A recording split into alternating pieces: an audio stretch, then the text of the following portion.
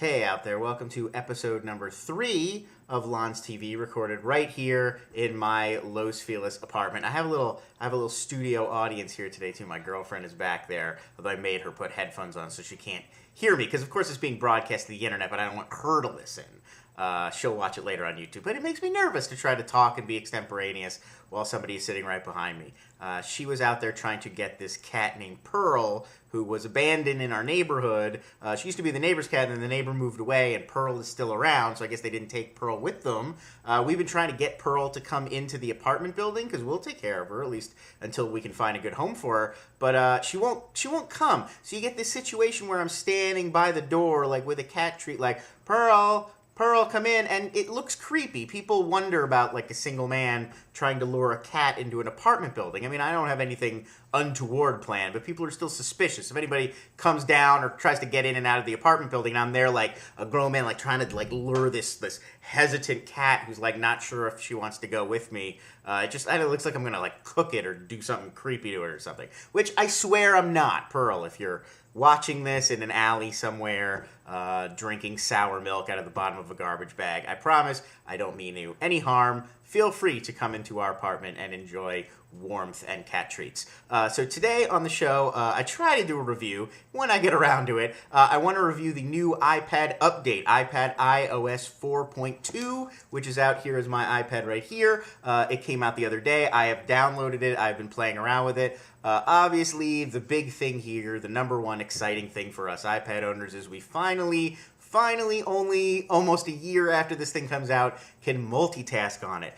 It's one of those things that I used to say when I hosted This Week in iPad. I would say, it's nice, but it's not something I miss every day. Well, that was because I didn't have it yet. Now that I have it, it's like, oh, wait, how did I ever function using the iPad without this? I mean, I can read a book, or I can use Evernote, or I can do a little writing, or take notes on something, or I can run, games. I can run any sort of fun app I want, and I can have my Pandora station behind it. I can have, other things going on in the background. I can stop a game and go back to it. I mean, all these obvious things I should have been able to do all along, I can now do. And it's like, once you have that ability, it's like you've been in the dark ages and then Bruce Campbell shows up with a shotgun. It's like night and day difference. All of a sudden, like, things make sense again.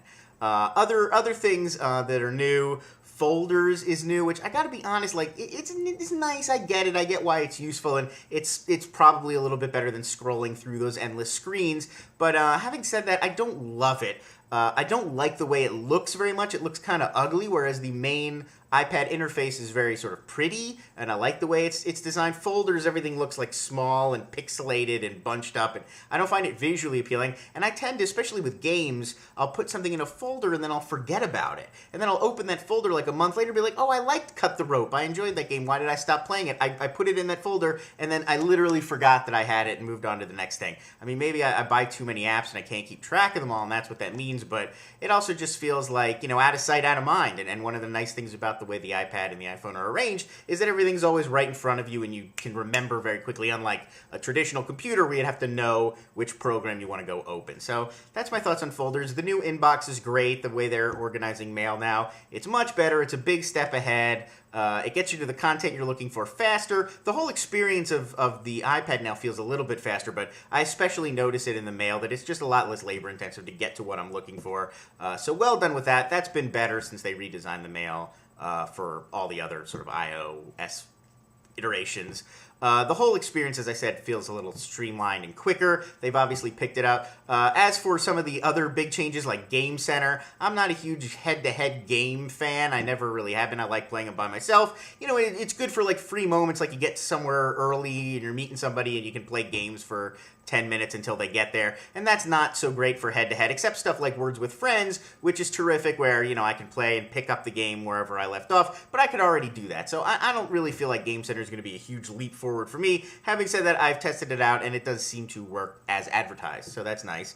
I can't comment on like AirPlay and all of that stuff because I don't have Apple TV, although it makes me want to get one. I was actually saying to Danielle earlier, because she's skeptical. She doesn't get like, what's the deal? Why is it so important to have like Apple TV and have all your internet and your TV mixed up? Because you can already sort of watch TV on the internet or whatever. And I was trying to explain, you kind of either get it or you don't, I guess. It's the sort of thing that either sounds amazing to you or you just don't care and you're not going to care. But the idea that I could sort of have a TV show going on my iPad and then pause it and then send it to my TV and finish watching it there is just innately awesome to me. Like, I can't say why that's so awesome. It's just awesome. So it makes me want to go get an Apple TV, but I don't have one yet, so I can't review it yet. The last thing I want to sort of complain about, this side button here at the top of the iPad like this, that used to lock screen orientation, which was perfect. It was the best thing that button could possibly do, I think. And now they've changed it to a mute button,